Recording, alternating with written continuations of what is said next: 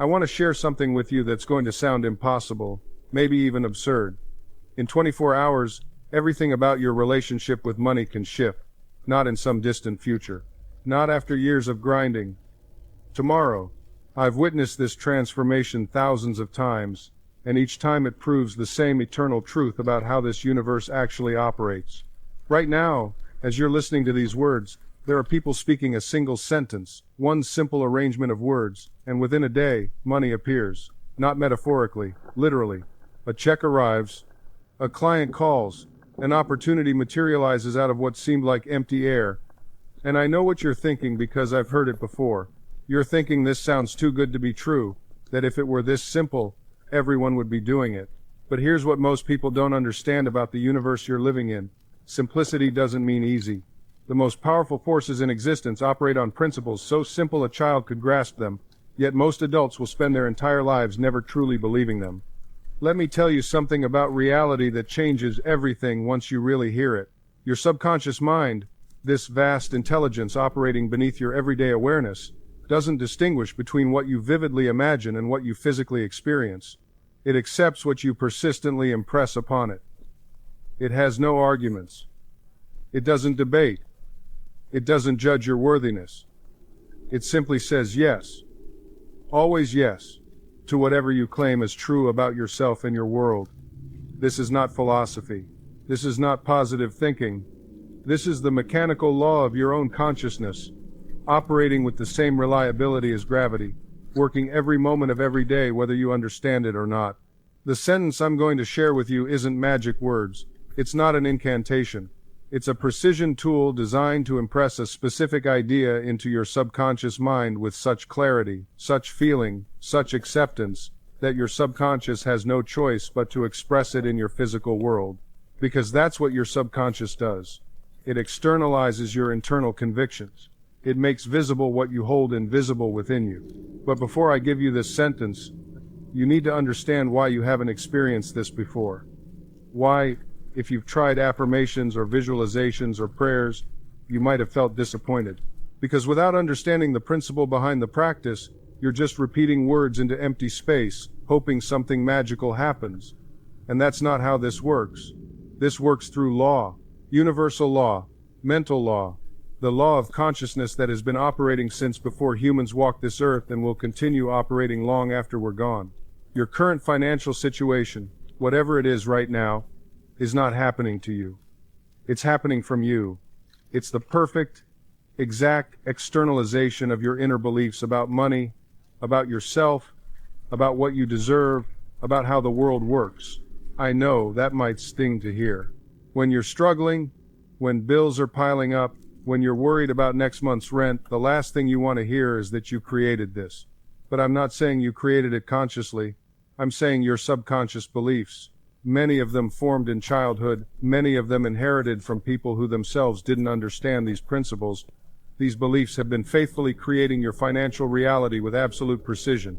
The magnificent news, the truly liberating truth, is that if your consciousness created your current circumstances, your consciousness can create entirely different circumstances.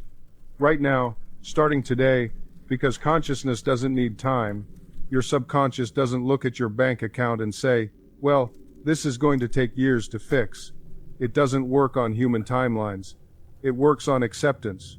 The moment you truly accept a new idea about yourself and money, the moment that acceptance reaches your subconscious mind with feeling and conviction, the creative forces of the universe begin rearranging your world to match that new acceptance. I've seen a woman go from eviction notice to unexpected inheritance in 36 hours. I've watched a man on the verge of bankruptcy receive a job offer double his previous salary the very next day after he changed his inner conversation. I've witnessed countless individuals speak this sentence with genuine feeling and watch as money showed up through channels they never could have orchestrated with their conscious planning mind. The universe is far more creative than your limited imagination. Your job isn't to figure out how money will come. Your job is to accept that it's already done in consciousness. Let me tell you why this works and why it works so fast.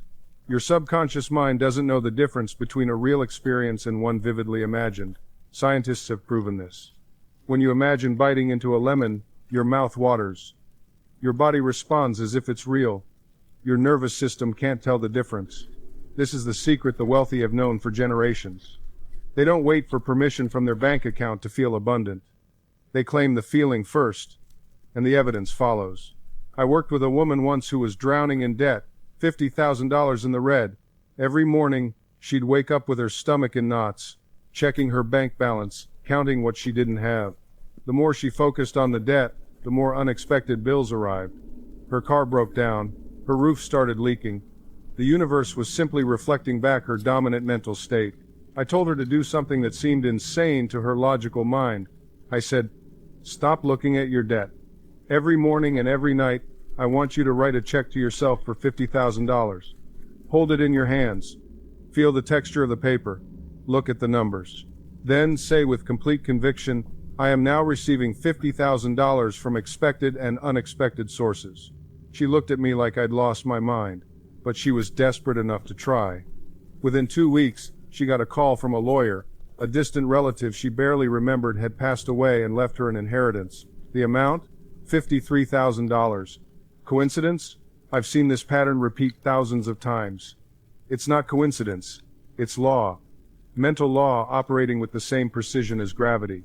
Here's what you need to understand. Money is not the goal. The feeling of freedom, security, and abundance is the goal. Money is just the symbol, the material representation of that inner state. When you chase money, you're chasing an effect. You're trying to change the reflection in the mirror by touching the glass, but when you change yourself, when you shift your inner state to match the frequency of abundance, the outer world has no choice but to rearrange itself. This is why affirmations alone don't work for most people. They stand in front of the mirror, broke and anxious, repeating, "I am wealthy, I am wealthy," while their subconscious mind screams back, "Liar." The words bounce off the surface of their consciousness like rain on concrete, never seeping into the soil of belief. You see, your subconscious mind accepts what you feel to be true, not what you say. It responds to the emotional conviction behind your words, not the words themselves. If you affirm wealth while feeling poor, you're simply reinforcing poverty. You're watering the wrong seeds. Let me share something that changed everything for one of my students. This man came to me desperate. He had been in debt for years, working 3 jobs, barely sleeping. He tried every technique, every positive thinking method, and nothing worked. He was exhausted, not just physically, but spiritually. I asked him one simple question. When you think about money, what do you feel? He didn't hesitate. Fear, worry, like I'm drowning. There's your answer, I told him.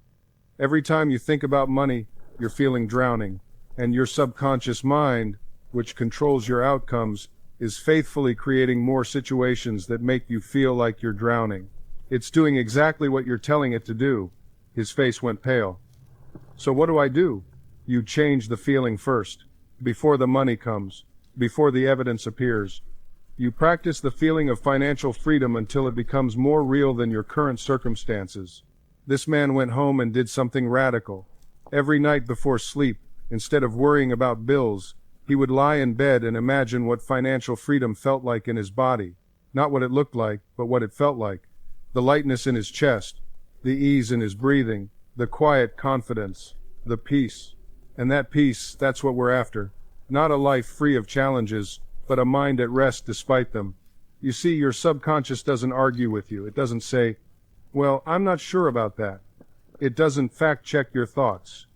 It simply accepts what you habitually think and feel as true, then goes to work making it your reality. This is why the man who constantly says, "I never get a break," doesn't. This is why the woman who repeats, "Money just slips through my fingers," watches it do exactly that. Not because the universe is cruel, but because their subconscious is faithfully reproducing the patterns they've impressed upon it. Now, I want you to think about something. When you were a child, perhaps you believed in magic. You believed that wishes could come true, that anything was possible. And do you remember how things had a way of working out? How doors opened, how opportunities appeared? Some call that innocence. I call it alignment. Children haven't yet learned to argue with their own desires. They haven't built up the fortress of doubt that so many adults live behind. A child imagines something wonderful and feels it is real, right now, without contradiction. And their subconscious mind, taking that impression, begins to orchestrate the outer conditions to match. Then, somewhere along the way, we're taught to be realistic. We're told to stop dreaming. We're given 1,000 reasons why things won't work, can't work, shouldn't even be attempted, and slowly, we train our subconscious to accept limitation as truth. But here's what I need you to understand. Those limitations were never real. They were simply thoughts, repeated so often they became beliefs, believed so strongly they became experiences. You can unlearn them. Right now, in this moment, you can begin to impress new patterns onto your subconscious mind, not through force, not through willpower, but through quiet, persistent, emotionalized imagination. Every night before sleep, when your conscious mind grows quiet and your subconscious is most receptive, you have a golden opportunity. This is your time to plant new seeds, to imagine yourself as you wish to be, to feel the feelings of your wish fulfilled. Don't fight the old patterns. Don't push against what is. Simply turn your attention to what you desire and dwell there, gently, naturally. Like water wearing down stone, this gentle persistence reshapes everything. Your subconscious doesn't care about the size of your request. It responds equally to the small and the magnificent. It will just as easily bring you a parking space as it will a life partner. It doesn't measure worthiness or probability. It simply accepts the impress of your habitual thinking. This is why you must be careful what you dwell upon. Because whatever you focus on with feeling and repetition, you impress upon your subconscious mind. And what you impress, you express in your external world. I've seen people cure themselves of chronic conditions through this principle. I've watched individuals rise from poverty to abundance, not through force, not through struggle, but through the quiet, persistent reprogramming of their inner mental atmosphere. Let me tell you about a woman who came to me years ago. She was suffering from arthritis that had left her hands twisted and painful. The doctors had given her medications, treatments, therapies. Nothing worked. She lived in constant pain. I taught her something simple. Before sleep each night, she would imagine her hands moving freely, without pain. She would feel the sensation of flexibility returning. She would picture herself playing the piano again, something she loved but could no longer do. She did this faithfully, not with strain, not with desperation, but with quiet conviction. She fell asleep in this feeling, night after night. Within months, the pain began to diminish. Within a year, her hands had regained much of their former mobility. Her doctors were astonished. They called it spontaneous remission, but there was nothing spontaneous about it. She had systematically reprogrammed her subconscious mind to accept healing as reality. Your subconscious is the builder of your body. It maintains your heartbeat, your breathing, your cellular regeneration. It knows how to heal. It knows how to create. You simply need to give it the right blueprint. And that blueprint is formed through your dominant thoughts and feelings, through what you accept as true about yourself and your life. This is why I tell people, never say, I can't afford it. Say instead, how can I afford it? One statement closes the door, the other opens it. Your subconscious will go to work immediately on any question you pose with genuine curiosity and expectation. I want you to understand something profound here. Your subconscious mind doesn't argue with you. It doesn't debate. It accepts what you consistently feed it as truth. If you constantly say, I'm always broke, your subconscious says, all right, let me create circumstances that match that statement. If you say, money flows to me easily, your subconscious says, all right, let me create circumstances that match that statement. It's entirely neutral. It's like the soil in a garden. It will grow whatever seeds you plant, whether those seeds are weeds or roses. It doesn't judge. It doesn't discriminate. It simply responds to the dominant pattern of your thinking. This is why visualization is so powerful. When you create a vivid mental image of your desired outcome, when you see yourself living in abundance, feel the emotions of having already achieved your goal. Hear the sounds associated with your success. Your subconscious cannot distinguish between that imagined experience and a real one. Think about this for a moment. Your subconscious has no way to tell the difference between a vividly imagined experience and an actual memory. This is why people can have emotional reactions to dreams, fear from nightmares, joy from pleasant dreams. The subconscious accepted those dream scenarios as real while they were happening. You can harness this principle deliberately. Every night before you fall asleep, when your conscious mind is relaxed and your subconscious is most receptive, imagine your desired financial state as if it's already accomplished. Don't imagine it as something distant or future. Experience it now, in your mind. Feel the relief. Feel the gratitude. Feel the freedom. I knew a woman who did this exercise faithfully. She was drowning in debt, working 2 jobs, exhausted.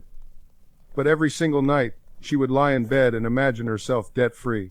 She would feel what it would be like to open her bank statement and see a healthy balance.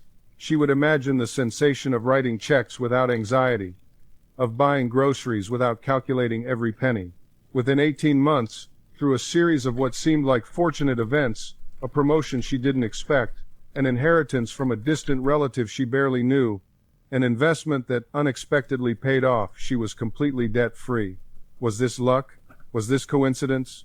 Or was this the scientific, lawful operation of her subconscious mind responding to the clear blueprint she had given it? The skeptic will always find reasons to dismiss such stories. They'll point to rational explanations, to probability, to chance. But when you understand the mechanism at work, you recognize the pattern. The subconscious mind, when properly directed, mobilizes all the forces at its disposal to manifest the impression given to it. Let me share something that happened in my own ministry that illustrates this principle with stark clarity. A young man came to me absolutely convinced he would fail his medical board examinations. He had failed them twice before, and with each failure, his conviction of inadequacy had grown stronger. His conscious mind kept saying, "I must pass." But his subconscious belief screamed, "You always fail the important tests." No amount of conscious willpower could overcome that deep-seated belief. I explained to him that his subconscious mind was simply being loyal to the dominant impression. It was giving him exactly what he believed to be true about himself. We worked together to change that impression. Each night before sleep, he would enter a drowsy, relaxed state, that threshold moment between waking and sleeping, when the subconscious is most receptive. In that state, he wouldn't struggle or force or repeat empty affirmations. Instead, he would simply imagine his colleague calling him doctor. He would feel the handshake of congratulations. He would see himself hanging his medical license on the wall. He made it real in his mind first. The feeling is the secret. Not the words you say, but the feeling you generate. His subconscious didn't respond to his desperate pleas of, "I must pass." It responded to the feeling of already being a doctor, the naturalness of success, the quiet certainty that it was already done. 3 months later, he passed with scores higher than he'd ever achieved in practice examinations. What changed? Not his intelligence, not the difficulty of the test. What changed was the picture held in his subconscious mind, and once that picture changed, everything else had to follow. This is the law. It works for everyone, everywhere, at all times. Your subconscious mind is impersonal. It doesn't care whether you're rich or poor, educated or ignorant, religious or skeptical. It responds to the nature of your thoughts. Give it thoughts of fear, and it will create fearful conditions in your life. Give it thoughts of abundance, and it will multiply abundance. This is why 2 people can live in the same city, work in the same industry, have the same education, and one prospers while the other struggles. The difference is not in their circumstances. The difference is in their habitual thinking. Let me give you a concrete example. I knew a woman who came to me years ago, deeply in debt. She was a talented artist, but she couldn't sell her work. Every day she woke up thinking, "I'll never make it. Nobody wants what I create. I'm going to lose everything." And you know what? Her prophecy kept fulfilling itself. Not because she lacked talent, not because the market was against her, but because her subconscious mind was faithfully reproducing the images she kept feeding it. I asked her to do something that seemed almost absurd to her at the time. I said, "Before you sleep each night, imagine yourself successful. See galleries displaying your work. Feel the joy of someone purchasing a painting. Hear yourself saying, 'Thank you,' as you accept payment." She was skeptical, but desperate enough to try. Within 3 months, everything shifted. A gallery owner who had rejected her before suddenly called back. A corporate client commissioned a series. Doors that had been closed began to open. Did the universe magically rearrange itself for her? No. She rearranged herself. Her thoughts changed. Her subconscious accepted the new pattern, and her outer world reflected that inner transformation. This is what I mean when I say your subconscious is the soil. You cannot plant thorns and expect roses. You cannot dwell on failure and expect success. You cannot imagine sickness and expect health. The law is exact. The harvest always matches the seed. Now, here's what makes this truly powerful. Your subconscious mind never sleeps. Right now, as you listen to these words, it's working. Tonight, while you rest, it will continue working. It's operating every second of every day, managing your heartbeat, your breathing, your healing processes, and creating your tomorrow based on the blueprint you gave it today. And here's what most people don't realize: your subconscious doesn't distinguish between a vividly imagined experience and a real one. When you close your eyes and imagine yourself succeeding, when you feel the emotions of that success coursing through your body, when you hear the sounds and see the sights of your desired reality with crystal clarity, your subconscious accepts it as fact. It begins immediately to reorganize your life, your habits, your decisions, and your circumstances to match that inner picture. I've watched this principle transform countless lives. There was a woman who came to me, struggling with a business that was failing. Every morning, she would wake up and mentally rehearse the bills she couldn't pay, the customers she was losing, the embarrassment of potential bankruptcy. She was a master visualizer, but she was visualizing exactly what she didn't want. Her subconscious was faithfully bringing her more of the same. I taught her to change the mental film she was playing. Every morning and every night, for just 15 minutes, she began to imagine her business thriving. She saw herself greeting happy customers. She felt the satisfaction of depositing checks. She heard people praising her services. She immersed herself in the feeling of success until it felt more real than her current circumstances. Within 3 months, everything shifted. New clients appeared seemingly out of nowhere. Opportunities she hadn't even considered presented themselves. Her income doubled, then tripled. Did the subconscious create money out of thin air? No. But it activated her creativity, sharpened her intuition, changed her demeanor with clients, and guided her toward actions and connections that were always available but previously invisible to her conscious mind. This is the power available to you right now. Your subconscious is listening. It's always listening. The question is, what are you telling it? Are you feeding it images of lack, limitation, and fear? Or are you nourishing it with visions of abundance, possibility, and faith? Every thought is a seed planted in the garden of your subconscious mind. And like any garden, you will harvest exactly what you plant. Plant worry, and you'll harvest anxiety. Plant doubt, and you'll harvest failure. But plant faith, confidence, and clear mental images of your desired good, and you'll harvest a life that reflects those inner convictions. Your subconscious doesn't debate with you, it doesn't argue, it doesn't question whether what you're feeding it is true or false, beneficial or harmful. It simply accepts and executes. This is both the magnificent power and the profound responsibility you carry. Think of a person who constantly affirms, "I never remember names. I'm terrible with faces." What happens? Their subconscious mind takes that as an instruction, a command, and sure enough, they meet someone new, and within seconds, the name is gone. They attend a gathering, and faces blur together. They've programmed themselves for this exact result. They don't realize they're not victims of a poor memory, they're victims of poor mental programming. Now consider someone else who affirms the opposite. "I easily remember names and faces. My memory serves me perfectly." They meet someone new, and something clicks. The name sticks. The face registers. Details emerge. The subconscious mind, following its new instructions, begins to work differently, filing information efficiently, creating associations, strengthening neural pathways. Same brain structure, different programming, completely different results. I've witnessed this principle demonstrate itself in every area of life. Health, wealth, relationships, career success, all of it traces back to the habitual thinking patterns we've established. A man comes to me and says, "Dr. Murphy, I can't seem to get ahead financially. Every time I start to save money, an emergency happens and wipes it out." I ask him, "What do you tell yourself about money?" And almost always, beneath the surface complaints, I find the real problem. Money doesn't grow on trees. Rich people are greedy. I'll never be wealthy. There's not enough to go around. These aren't just idle thoughts. These are seeds planted deep in the most fertile soil in the universe, your subconscious mind. And that soil doesn't discriminate. It grows whatever you plant, whether it leads to your freedom or your bondage. Now, I want you to understand something that will liberate you. Your subconscious mind is impartial. It doesn't judge. It doesn't say, oh, this is a good thought, I'll accept this one. Or, this is a harmful thought, I'll reject it. No. It accepts everything you impress upon it with feeling and conviction. It's completely neutral, like the earth itself. Think about it this way. If you plant tomato seeds, you get tomatoes. If you plant poison ivy, you get poison ivy. The soil doesn't care. It's the same with your mind. Your subconscious is that incredibly rich, dark, nourishing soil that will grow whatever you consistently plant there through your habitual thinking.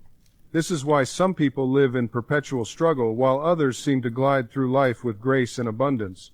It's not about luck. It's not about being born under the right stars or having some special favor from the universe. It's about what they've been planting, day after day, thought after thought, in the garden of their inner mind. You see, I've counseled thousands of people over the years, and I can tell you this with absolute certainty. The person who constantly says, I never get a break. Nothing ever works out for me. I'm always sick. These statements aren't just harmless complaints. They're commands. They're instructions to the subconscious mind. And the subconscious, being the faithful servant it is, says, your wish is my command, and proceeds to create circumstances that match these declarations. On the other hand, the person who affirms, I am healthy, good flows to me constantly. I am guided to right action even when present circumstances suggest otherwise, is planting different seeds. And in time, sometimes sooner than you might imagine, those seeds bear fruit. This is the great secret that the mystics and sages have taught throughout the ages, though they often clothed it in symbolic language. What they knew, and what modern psychology is now confirming, is that you have within you a power greater than any circumstance, any condition, any limitation imposed from without. Your subconscious mind is connected to infinite intelligence. It knows how to heal your body, how to solve your problems, how to attract the right people and circumstances into your life. But it needs direction from you, the conscious, reasoning mind. You are the gardener. You choose what to plant. When you plant seeds of limitation, you harvest limitation. When you plant seeds of abundance, you harvest abundance. It's that simple, and it's that profound. Now, you might be thinking, Dr. Murphy, I've tried positive thinking before. I've repeated affirmations. I've visualized, and nothing changed. I hear this often, and I want to address it directly, because this is where most people stumble. They treat their subconscious mind like a vending machine. They punch in a few positive thoughts, expecting instant results. And when nothing materializes within a week, they declare it doesn't work. But tell me, would you plant a seed in your garden and then dig it up the next day to see if it's growing? Of course not. You'd recognize that as foolishness. Yet we do this very thing with the subconscious mind. We plant a seed of prosperity on Monday, then immediately dig it up with doubt on Tuesday. We affirm health in the morning, then spend the afternoon worrying about symptoms. We visualize success at night, then wake up consumed with fear of failure. The subconscious mind requires consistency. It requires persistence. It requires what I call mental fidelity, remaining faithful to your chosen thought, your desired end, regardless of present circumstances. Let me share something that happened many years ago. I worked with a man, I'll call him Robert, who was deeply in debt. Creditors were calling daily. He felt suffocated by financial pressure. He came to me desperate, asking if this principle could help him. I explained what I'm explaining to you now. I told him, your subconscious mind brought you to this point through the habitual patterns of thought you've maintained. It can bring you out of it through new patterns. Robert began a simple practice. Every night before sleep, he would imagine himself opening his bank statement and seeing it in the black, fully solvent, debt-free. He would feel the relief, the gratitude, the freedom of financial health. He did this consistently for weeks. But here's what made Robert different from most people when the creditors called. When the bills arrived, he didn't abandon his mental practice. He acknowledged his present circumstances without giving them his emotional power. He returned, again and again, to his desired state. Within 6 months, opportunities began appearing. An old business contact reached out with a lucrative project. An unexpected tax refund arrived. His employer offered him a position with significantly higher pay. One by one, his debts were paid. Within a year, he was completely solvent. Was it magic? No. Was it miraculous? In a sense, yes, but only because we've forgotten how the mind actually works. The mind doesn't distinguish between what you vividly imagine and what you physically experience. This isn't philosophy, it's neuroscience. When you close your eyes and imagine biting into a lemon, your mouth produces saliva. When you replay an embarrassing moment, your heart rate actually increases. Your subconscious mind is responding to images, not to reality checks. This is why worry works so effectively and why it's so dangerous. Every time you rehearse disaster, every time you imagine the worst-case scenario, every time you play out that confrontation or that failure or that rejection in your mind, you're programming your subconscious to expect it. You're conditioning your nervous system to prepare for it. You're actually moving toward the very thing you're trying to avoid. I've seen this countless times. A man worries about losing his job, and his anxiety makes him irritable and distracted at work, which eventually leads to exactly what he feared. A woman obsesses about her husband leaving, and her constant suspicion and jealousy poison the relationship until he does. They call it a self-fulfilling prophecy, but it's simpler than that. You become what you think about most of the time. But here's the part that changes everything. This mechanism is completely neutral. It works both ways with equal power. If your subconscious will accept worry, it will accept faith. If it will respond to fear, it will respond to hope.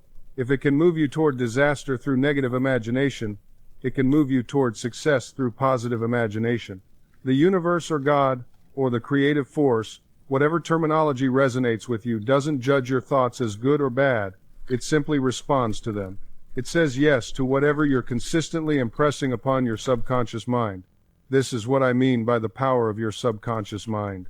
You're not trying to convince some external deity to grant you favors. You're learning to direct the creative mechanism that's already within you, that's been within you since birth, that's operating right now whether you're conscious of it or not. Now, I want to address something that trips up many people when they first encounter these ideas. They say, "But Joseph, I've tried positive thinking, I've repeated affirmations, I've visualized, and nothing happened. So how can you tell me my subconscious is this all-powerful force?" This is a legitimate question, and it deserves a thorough answer. The issue is never that the law doesn't work. The issue is that most people are working with it in a fragmented, superficial way. They're trying to paint over a rusty foundation without doing the necessary preparation work first. Let me explain what I mean. You cannot simply paste positive affirmations on top of deep-seated negative beliefs and expect transformation. If your subconscious mind has been conditioned for 30, 40, 50 years to believe I'm not worthy, money is evil, success isn't for people like me, then repeating I am wealthy 5 times in the morning won't override that. Programming. It's like trying to grow roses in soil that's been poisoned. You can plant the most beautiful seeds, water them diligently, give them sunlight, but if the soil itself is toxic, nothing will flourish. This is why the first step in working with your subconscious mind isn't to start affirming what you want. The first step is to excavate what's already there. You must become aware of the beliefs that are currently running your life from beneath the surface of consciousness. How do you do this? You observe your life. Your current circumstances are a perfect mirror of your subconscious beliefs. If you're struggling financially, there's a belief about money or worthiness operating in your subconscious. If your relationships are consistently unfulfilling, there's a belief about love or what you deserve that's creating that pattern. If you're stuck in your career, there's a belief about your capabilities or your right to success that's holding you back. Your life is not happening to you randomly. Your life is happening from you, through the filter of your subconscious programming. Once you identify these limiting beliefs, then you can begin the work of replacing them. And this replacement must be done with feeling, with conviction, with repetition, and with patience. The subconscious mind learns through repetition and emotion. It doesn't respond to hollow words spoken with doubt. It responds to images charged with feeling, to statements infused with belief. When you repeat your affirmations, feel them, see them, live them in your mind's eye. If you're affirming prosperity, don't just say the words mechanically. Feel the emotion of financial freedom. See yourself checking your bank statement with joy. Imagine the sensation of security, the relief of having more than enough. Your subconscious doesn't care about the words themselves. It cares about the emotional conviction behind them. This is why affirmations done while in a drowsy, relaxed state are so powerful. When you're on the edge of sleep, your conscious mind, the gatekeeper, the critic begins to step aside. Your subconscious becomes more receptive, more impressionable. This is the ideal time to plant your seeds. Many people make the mistake of affirming once or twice and then wondering why nothing changes. Would you plant a seed in your garden, water it once, and then complain that no tree has grown? Of course not. You water it daily, you nurture it, you protect it from weeds. The same applies to your mental garden. Your subconscious is like fertile soil. It will grow whatever you plant, whether those are seeds of success or seeds of failure. It doesn't judge. It doesn't say, oh, this is a negative thought, I won't accept it. It accepts everything you impress upon it with feeling and repetition. So the question becomes, what are you planting? Every time you say, I can't afford this, you plant a seed of lack. Every time you say, I'm always sick, you plant a seed of illness. Every time you say, nothing ever works out for me, you plant a seed of failure. And your subconscious, faithful servant that it is, works tirelessly to make these statements your reality. But when you reverse this process, when you consciously choose thoughts of health, abundance, and success, you plant entirely different seeds. And given time, attention, and emotional energy, these seeds grow into the conditions of your life. This isn't fantasy. This is law, the law of your own mind. I've seen this work in the lives of countless individuals. A woman who affirmed perfect health every night before sleep, who visualized herself vibrant and energetic, and who within months saw a chronic condition disappear, something doctors had told her she'd have forever. The doctors were baffled, but I wasn't, because I understood what she had done. She had changed the inner acceptance. She had rejected the verdict of limitation and replaced it with the verdict of infinite intelligence. And her body, obedient to her mind, responded accordingly. This is the power you possess right now, not tomorrow, not when circumstances change. Right now, in this very moment, the infinite intelligence within you is responding to your habitual thinking. It's creating your tomorrow based on what you're accepting today. So I ask you, what are you accepting? Are you accepting lack? Are you accepting illness? Are you accepting limitation? Or are you accepting abundance? Are you accepting health? Are you accepting boundless possibility? Because the subconscious doesn't judge. It doesn't say, well, you don't deserve that. It doesn't say, that's too much to ask. It simply says, yes, your belief is my command. And it sets about making real whatever you've impressed upon it. This is why affirmations work. This is why visualization works. This is why feeling the reality of your desire as if it were already accomplished works. Because you're speaking the language of the subconscious. You're impressing it with images, feelings, and convictions. And it has no choice but to express what you've impressed. But here's where most people go wrong. They affirm once and expect miracles. They visualize for 5 minutes and wonder why nothing's changed. They give it a half-hearted try and then throw up their hands in frustration, declaring, this doesn't work. My friend, would you plant a seed in your garden and then dig it up the next day to see if it's growing? Of course not. You'd recognize that as foolishness.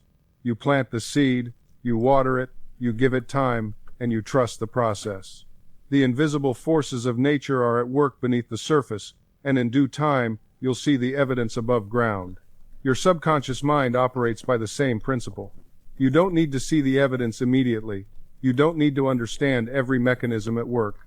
You simply need to plant the seed of your desire through clear mental imagery, nourish it with feeling and conviction, and then allow the creative intelligence within you to bring it to pass. This is where so many people stumble. They affirm something once or twice, then immediately rush to the mirror of their experience, looking for proof. When they don't see instant results, they become discouraged and abandon the whole process. They say, well, I tried that visualization stuff and it didn't work for me. But tell me honestly, would you plant a tomato seed on Monday and dig it up on Wednesday to see if it's growing? Of course not. You understand that there's a gestation period. You trust the process because you've seen it work countless times before. You know that if you maintain the right conditions, the seed will sprout, the plant will grow, and eventually you'll harvest ripe tomatoes. Apply this same wisdom to your mental seeds. When you impress an idea upon your subconscious mind, you've planted a seed in the most fertile soil in the universe. Now your job is to maintain the right mental and emotional conditions. Water that seed daily with repeated visualization and feeling. Protect it from the weeds of doubt and fear. Give it the sunlight of faith and expectancy. And here's what most people don't realize. The moment you successfully plant that seed in your subconscious mind, the entire process is already set in motion. The subconscious immediately begins to work on your behalf, attracting circumstances, orchestrating events, and guiding you toward opportunities that will make your vision a reality. You may not see this happening at first, but it's happening nonetheless. I've witnessed this phenomenon thousands of times. A person comes to me discouraged, saying their affirmations aren't working. I ask them, "How long have you been affirming?" They say, 2 weeks. I ask, "Have you been consistent? Have you truly felt the reality of your desire as you affirmed it?" Often they admit they've been half-hearted, mechanical, or they've allowed doubt to creep in between their sessions. You see, it's not enough to simply mouth words. Your subconscious responds to the feeling, the conviction, the mental acceptance that what you desire is already yours in consciousness. When you achieve that inner knowing, that deep acceptance, the subconscious has received its instruction clearly. Then it's only a matter of time before the outer manifestation appears. This is why patience and persistence in your mental work are so essential. The farmer doesn't plant a seed and dig it up the next day to see if it's growing. He trusts the process. He knows that beneath the soil, invisible forces are at work. The seed is germinating, roots are forming, life is stirring. You cannot see it, but it's happening. And then one morning, a green shoot breaks through the surface. The invisible has become visible. Your mental and spiritual work follows the same natural law. When you plant your desire in your subconscious through feeling and acceptance, you must trust that the creative process has begun. You don't need to know how times it will happen. You don't need to figure out every step. That's the work of your subconscious mind, which has access to infinite intelligence and can orchestrate circumstances, opportunities, and events far beyond what your conscious mind could plan. I've seen people sabotage their own prayers by constantly checking for results, by anxiously looking for signs, by doubting when nothing appears to change immediately. This is like digging up the seed every day. You disturb the process. You interrupt the gestation period that every creation requires. Instead, after you've done your mental work, after you've felt the reality of your desire, after you've accepted it as true in consciousness, let it go. Release it with confidence. Go about your day with a quiet inner knowing. This doesn't mean you become passive or stop taking action in the world. It means you stop worrying, you stop forcing. You stop trying to manipulate outcomes through anxiety and tension. There's a beautiful surrender that happens when you truly trust your subconscious mind. You become relaxed, peaceful, expectant. You develop what I call a thankful heart. You begin to give thanks for the answered prayer even before you see the physical evidence. This thankfulness is itself a powerful state of consciousness. It implies that you have already received. It confirms your faith. Think of it this way. If you asked a trusted friend to mail you an important package, and they assured you they had sent it, you wouldn't spend every moment anxious and worried about whether it would arrive. You would simply expect it, knowing it's on its way.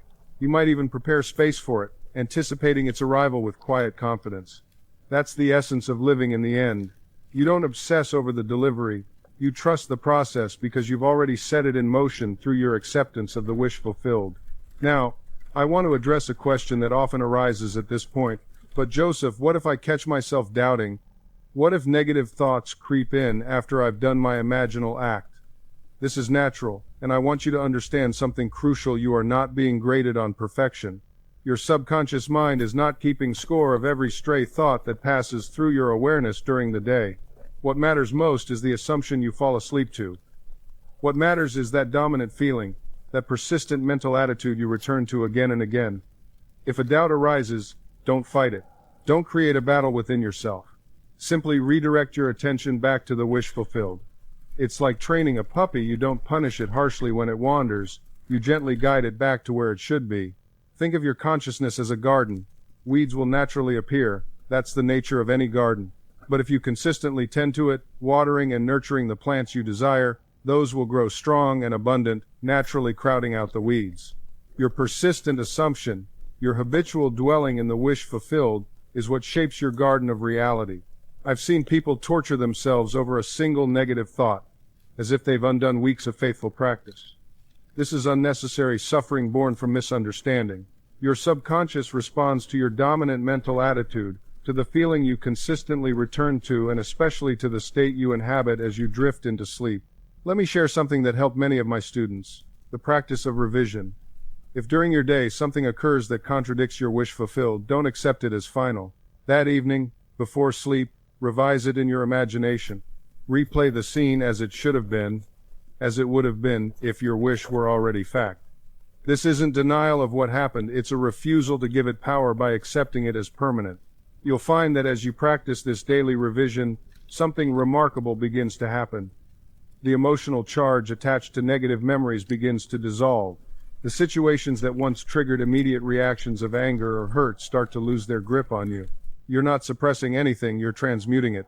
I knew a woman who had been passed over for a promotion she desperately wanted. Every day at work became a torment. She would see the person who got the position and feel a wave of resentment wash over her.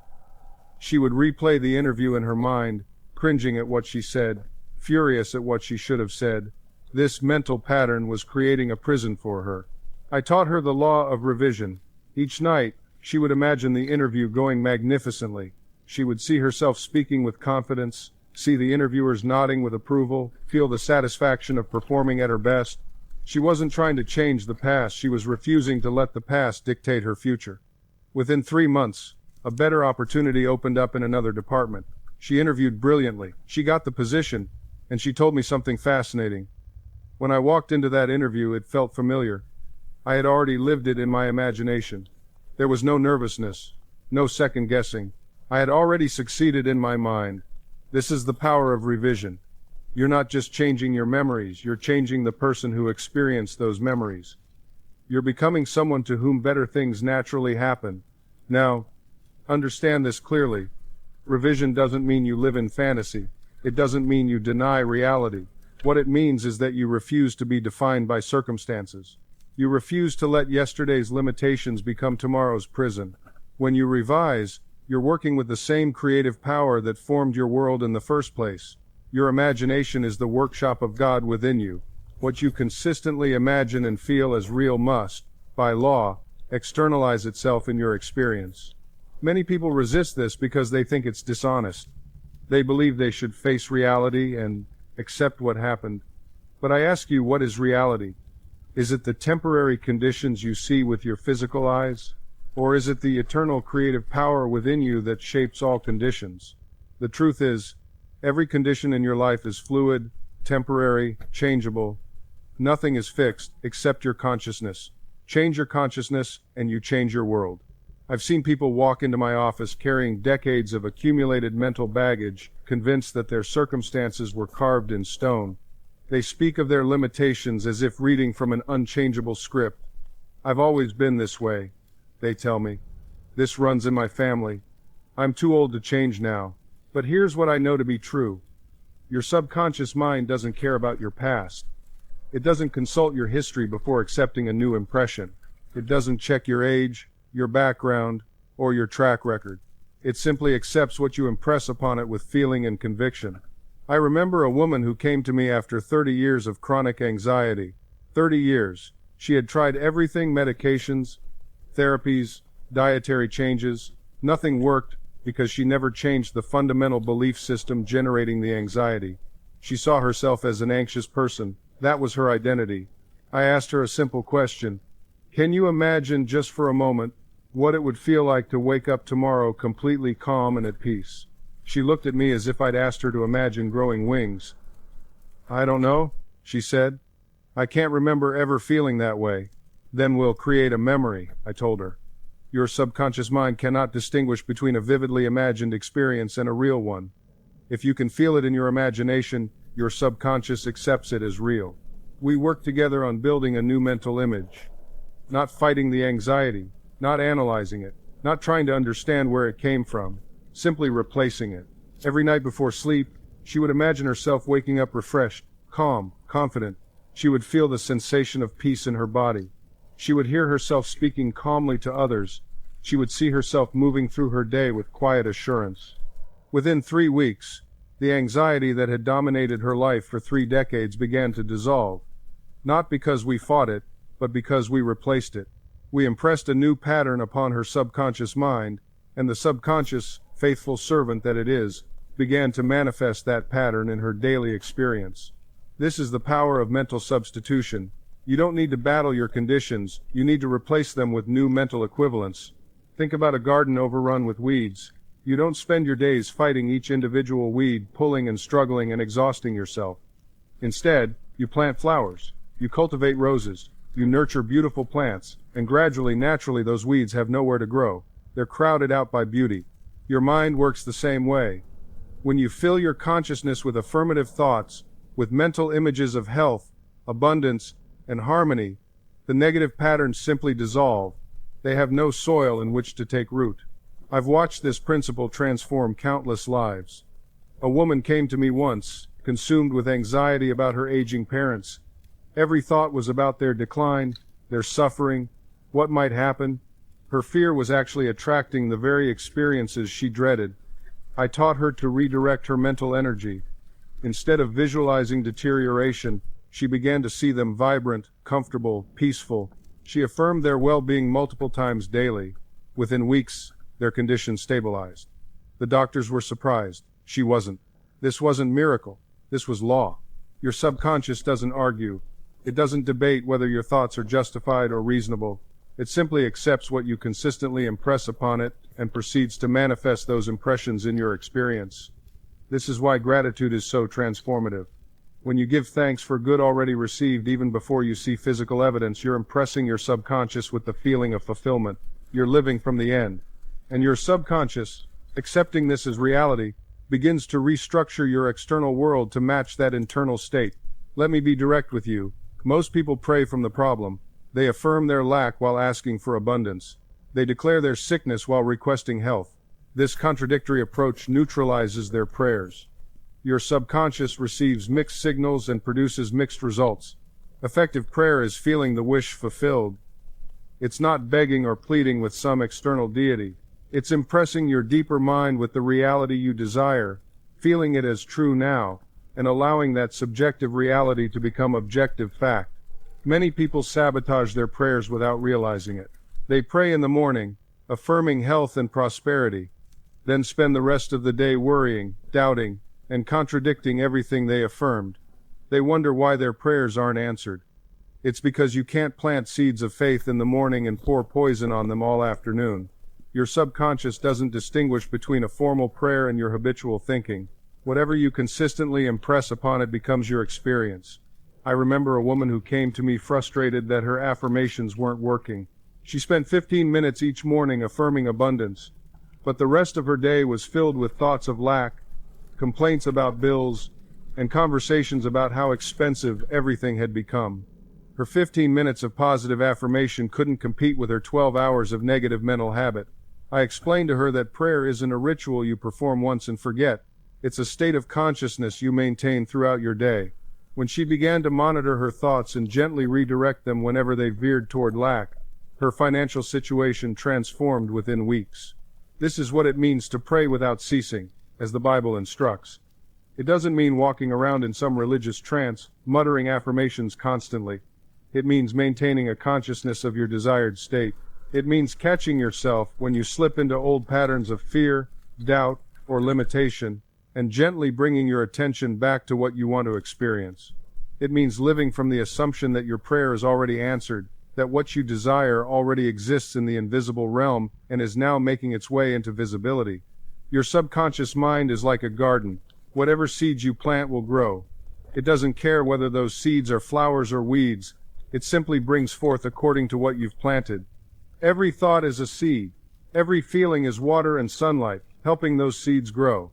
If you want a garden of health, prosperity, and joy, you must plant those seeds consciously and consistently, and you must stop watering the weeds of fear, doubt, and negativity. Your subconscious mind doesn't argue with you. It doesn't debate. It doesn't question whether what you're telling it is true or false, good or bad, helpful or harmful. It simply accepts. It takes the impressions you give it through your conscious thoughts and feelings, and it begins to work on them immediately. setting forces into motion that will eventually manifest in your outer world. This is why you must become the guardian of your own mind. You must watch what you think, not obsessively or with fear, but with gentle awareness and firm intention. When a negative thought arises, don't fight it, don't wrestle with it. Simply observe it, recognize it for what it is, a passing cloud in the sky of your consciousness, and then gently redirect your attention to what you do want, to what you do believe, to what you do affirm as true.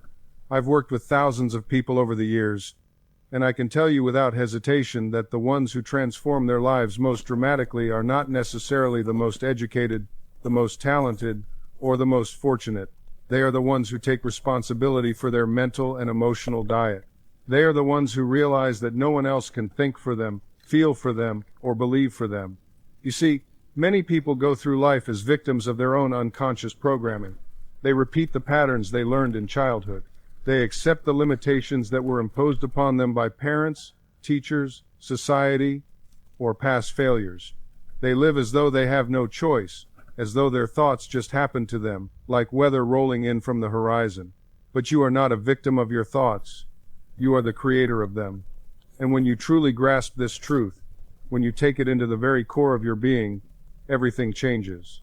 You stop blaming circumstances. You stop waiting for permission. You stop hoping that someday, somehow, things will magically get better. Instead, you begin to work with the law. You begin to co-create with the infinite intelligence that flows through all things. You begin to impress upon your subconscious mind the exact conditions, feelings, and experiences you wish to manifest. This is not magic. This is not superstition. This is scientific prayer, the deliberate, conscious use of your imagination and feeling to impress new patterns upon your subconscious mind. And here's what most people miss. The subconscious mind does not argue with you. It does not debate. It does not say, well, that's impossible, or you don't deserve that. It simply accepts what you persistently impress upon it and begins to express it in your outer world. Think about that for a moment. Your subconscious mind is not your critic. It's not your judge. It's your faithful servant, waiting to fulfill whatever command you give it through your habitual thinking and feeling. So, when you approach it with a desire, whether it's health, prosperity, loving relationships, or creative success, you're not begging. You're not pleading with some distant deity who may or may not grant your request. You're instructing the creative power within you to bring about a specific result. And the instruction is simple. Assume the feeling of the wish fulfilled. Live in the state of already being what you want to be, already having what you want to have. Do this persistently, with faith, and the subconscious has no choice but to objectify it in your experience. Now, I know what some of you are thinking, but Joseph, I've tried visualization, I've tried affirmations, I've imagined my goals over and over again, and nothing has changed. Let me ask you this. When you visualized, did you believe it? Did you feel it? Or were you simply going through the motions while your deeper mind remained convinced of the opposite? You see, it's not enough to merely think about what you want. You must feel the reality of it. You must enter into the spirit of the thing. You must make it vivid, real, and natural to you. If you're imagining yourself healthy while feeling sick, you're impressing sickness. If you're visualizing abundance while feeling poor, you're impressing poverty. The feeling is the secret. The feeling is what the subconscious responds to. This is why I always emphasize, go to the end. Assume the feeling of the wish fulfilled. Don't visualize the process of getting there. Visualize yourself already there. Feel what it would feel like if your desire were already a present fact. When you do this, when you truly embody the state of consciousness that corresponds to your fulfilled desire, you set in motion forces and circumstances that must bring it to pass. This is how prayer becomes not begging, but alignment. You're not asking an external God to give you something you lack. You're aligning your consciousness with the reality in which you already possess it. Let me share something that will revolutionize your understanding. Every single thing you see in your physical world right now, the chair you're sitting in, the device you're using, the building around you existed first as an invisible thought in someone's mind. The architect visualized the building before a single brick was laid. The inventor conceived the device before any prototype was built. Creation always works from the inside out, never from the outside in. Your life is no different. The circumstances you're living in right now are the solidified forms of thoughts and feelings you've habitually entertained in the past. If you don't like what you see, you have the power to change it not by manipulating external conditions, but by changing the nature of your inner conversations and mental imagery. Here's where most people stumble. They try to visualize while simultaneously holding on to their current limitations. They imagine wealth while feeling poor. They picture health while identifying as sick. They see love while believing they're unworthy. This creates internal contradiction, and your subconscious simply reflects back the dominant feeling. The secret is to make your mental state so vivid, so real, so emotionally charged that it becomes more real to you than your current circumstances. When the invisible becomes more real than the visible, transformation is inevitable. Your subconscious doesn't distinguish between a vividly imagined experience and an actual one. To your deeper mind, intense imagination is experience. This is why affirmations alone often fail. You can repeat, "I am wealthy" 1,000 times, but if underneath those words you feel poor, you're simply reinforcing poverty. The feeling is the secret. The feeling is what impresses the subconscious. Words without corresponding feeling are like seeds without soil. They have no place to take root. This is why affirmations fail for so many people. They stand before a mirror, repeating phrases mechanically, "I am wealthy, I am wealthy, I am wealthy," but inside, they feel poor. Inside, they feel anxious. Inside, they feel the weight of unpaid bills and mounting pressure. The words are contradicted by the feeling, and the feeling always wins. The subconscious doesn't care about your words. It responds to your emotional state, to the conviction behind those words, or the lack thereof. When I work with someone who tells me their affirmations aren't working, I ask them one simple question. How do you feel when you say those words? Almost always, they admit they feel nothing or worse. They feel doubtful, they feel foolish, they feel like they're lying to themselves. And that's precisely the problem. You cannot impress your subconscious with words you don't believe. You cannot plant a garden with seeds you simultaneously dig up. The feeling must come first. Before the words, before the visualization, before anything else, you must generate the feeling of the wish fulfilled. You must feel what it would be like if your desire were already a present reality. This is not pretending. This is not delusion. This is the scientific application of a psychological law. Your subconscious accepts the feeling as fact and proceeds to manifest corresponding conditions in your outer world. Let me give you a practical example. Suppose you desire a new home. Don't just visualize the house. Don't just repeat, "I have a beautiful home." Instead, close your eyes and feel yourself walking through that home. Feel the texture of the doorknob in your hand. Smell the fresh paint or the wood floors. Hear the sound of your footsteps echoing in the spacious rooms. Feel the satisfaction, the pride, the sense of belonging. Feel the relief that comes from knowing you are safe, comfortable, established. Generate that emotional state within yourself until it becomes real in your imagination.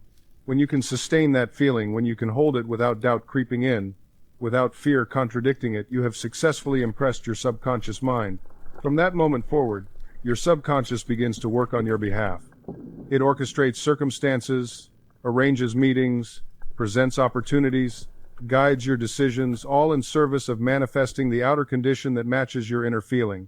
This is why so many people fail in their attempts at manifestation. They visualize once, they say an affirmation twice, and when nothing happens immediately, they abandon the practice. They never sustain the feeling long enough for it to penetrate the subconscious mind. It's like planting a seed and then digging it up every day to check if it's growing. The very act of checking, of doubting, of questioning prevents the seed from taking root. Your subconscious mind doesn't respond to your words alone. It responds to the feeling behind the words.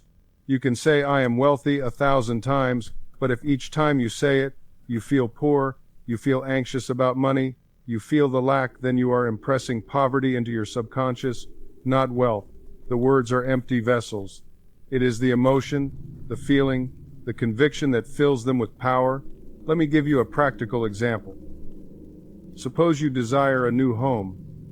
You have a clear picture of this home in your mind, its layout, its location, the feeling of walking through its rooms. Now, here's what most people do.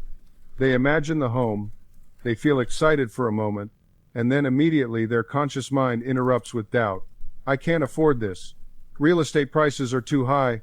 I don't have enough for a down payment. This is unrealistic." And just like that, the feeling is gone, replaced by fear, by limitation, by the old pattern of lack. And so the subconscious receives a mixed message. One moment you're impressing abundance and joy, the next moment you're impressing lack and impossibility. The subconscious, responding to the dominant feeling, perpetuates your current condition.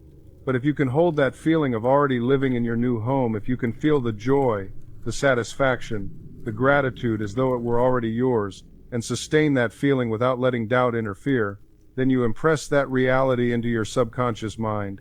And once impressed, the subconscious sets to work making it real in your outer world. This is why so many people fail to manifest what they desire. They begin with enthusiasm, they visualize, they affirm, they take steps forward, but underneath, there is a feeling of lack, a feeling of wanting, a feeling of I don't have this yet. That feeling is the true prayer. That feeling is what the subconscious hears. And so, despite all their efforts, despite all their visualizations, the universe continues to reflect back to them the feeling of not having. You see, the subconscious mind doesn't respond to words. It doesn't respond to effort. It responds to feeling. It responds to the emotional conviction behind your mental images.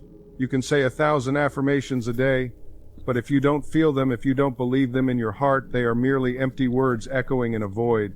I want you to think about this very carefully. When you desire something, notice the feeling that arises. Is it a feeling of excitement and anticipation because it's already yours?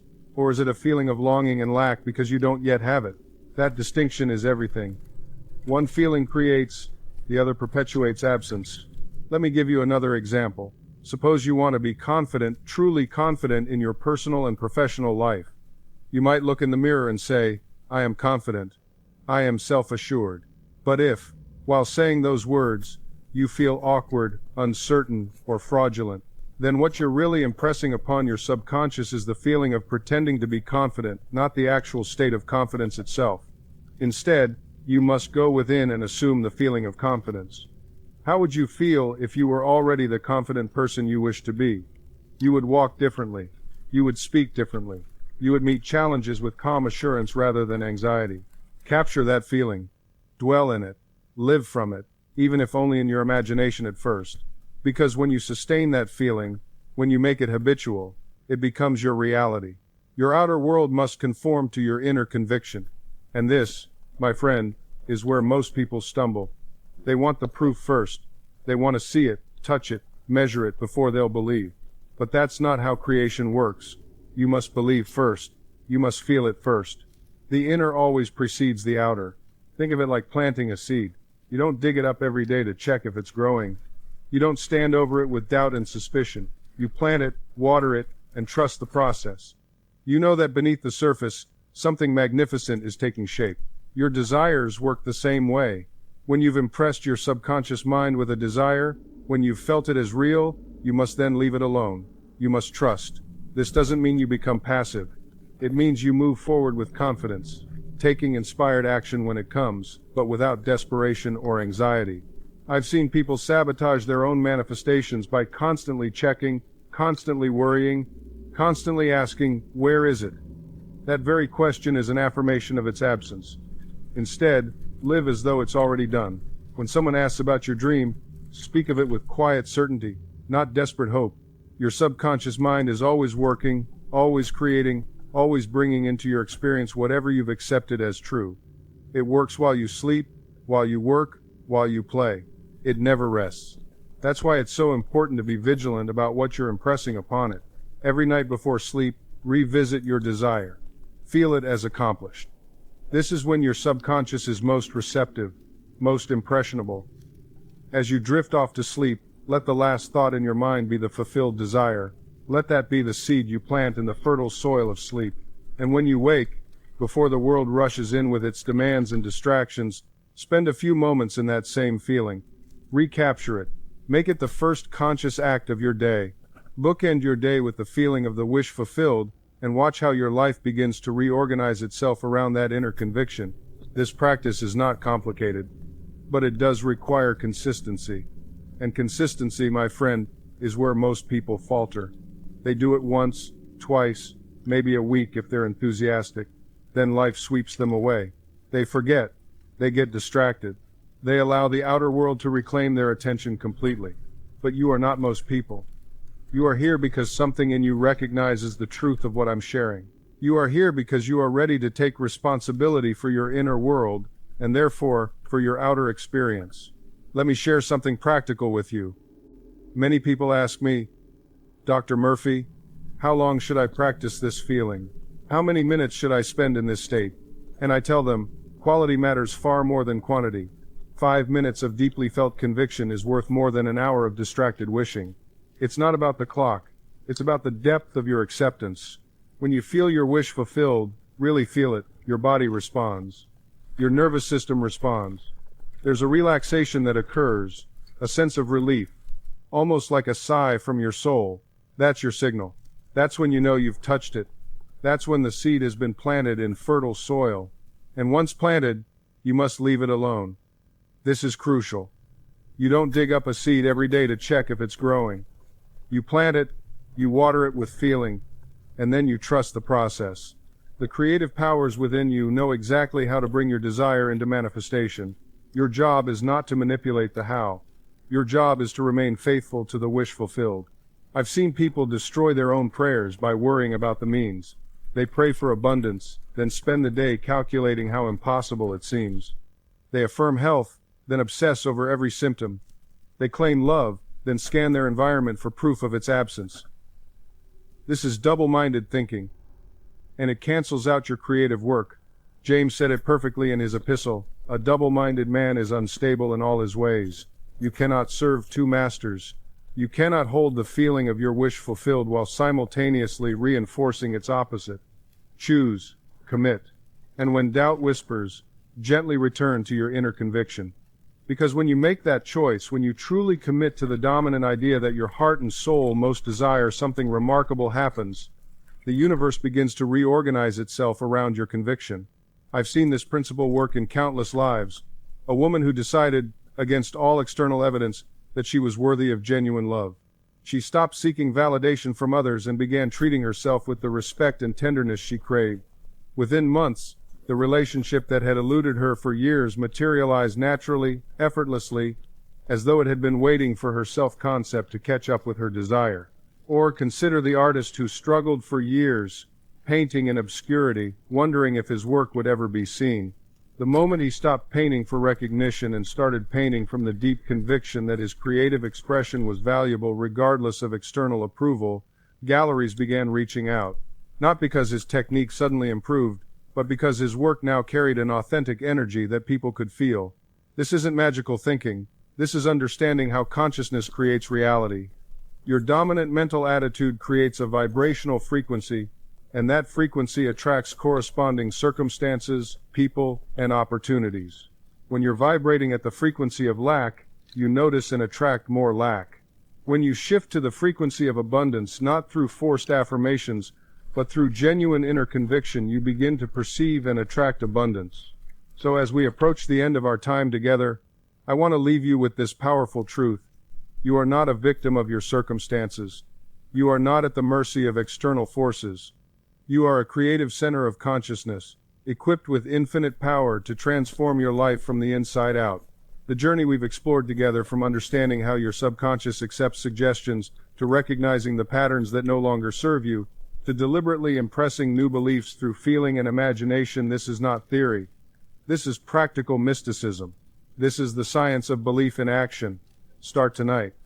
Before you sleep, spend just 10 minutes in quiet contemplation. Feel the reality of your desire as already accomplished. Don't beg, don't plead, don't hope. Simply accept. Assume the feeling of the wish fulfilled, and let that feeling saturate your consciousness as you drift into sleep. Your subconscious mind never sleeps. It's always working, always creating according to the patterns you've impressed upon it. This is why the period just before sleep is so precious, so powerful. It's the golden gateway between your conscious desires and your subconscious acceptance. When you lie down tonight, don't let your mind wander aimlessly through the day's worries and disappointments. Take control of this sacred time. Think of your last waking thoughts as seeds you're planting in the fertile soil of your subconscious. What kind of harvest do you want? If you plant seeds of fear, you'll reap fear. If you plant seeds of lack, you'll reap lack. But if you plant seeds of abundance, health, and success, That's exactly what will grow in your life. I've seen people transform their entire existence by simply changing what they think about in those final moments before sleep. A man came to me once, drowning in debt, consumed by financial anxiety. Every night, he would lie awake, calculating his bills, worrying about tomorrow. I taught him to do something different. Before sleep, he would imagine himself opening his bank statement and seeing a healthy balance. He would feel the relief, the freedom, the gratitude. Within months, unexpected opportunities appeared. Money came to him from sources he never anticipated. His outer world transformed because he first transformed his inner world. This isn't magic. This is law. This is how your mind works. Your subconscious doesn't argue with you. It doesn't question your imagination. It simply accepts what you persistently impress upon it and works to make it real in your experience. So tonight, when you close your eyes, become the architect of your dreams. Don't leave your mental state to chance. Deliberately choose the thoughts and feelings you want to carry into sleep. See yourself as you wish to be. Feel the emotions of your wish fulfilled. Live in that reality within your imagination. And here's something wonderful. The more you practice this, the easier it becomes. Your subconscious mind begins to cooperate more readily. The pathway between your conscious desires and subconscious acceptance becomes clearer, wider, more direct. You are not trying to force anything. You're not straining or struggling. You're simply impressing your subconscious mind with the patterns of success, health, and happiness. And this is why I always emphasize the importance of persistence. You see, your subconscious mind learns through repetition, just as you learn to walk by taking one step after another, just as you learn to speak by repeating sounds until they became words. Your subconscious learns the truth of your desires through consistent impression. Many people practice this principle for a day or two, and when they don't see immediate results, they abandon the process entirely. They say, "Well, I tried that visualization thing, and it didn't work." But would you expect to become physically fit after one trip to the gymnasium? Would you expect to master the piano after pressing the keys once or twice? The law of mind is consistent. It operates with mathematical precision, but it requires your faithful cooperation. You must persist in impressing your subconscious with your desired state until it becomes the dominant conviction in your deeper mind. I have seen thousands of people transform their lives by applying this one principle alone. They stopped fighting against their circumstances and started impressing their subconscious mind with what they wanted to experience. They claimed their good mentally and emotionally before it appeared physically. One woman came to me who had been suffering from chronic anxiety for years. She had tried everything the medical profession could offer, with little lasting relief. I explained to her that her anxiety was simply the outward manifestation of fearful thoughts that had been impressed upon her subconscious mind over many years. I taught her a very simple technique. Each night before sleep she would repeat to herself, "I am now filled with perfect peace. Divine love surrounds me and flows through me. I am safe, secure, and at peace." She would feel the truth of these words as she drifted off to sleep. Within weeks, her anxiety began to diminish.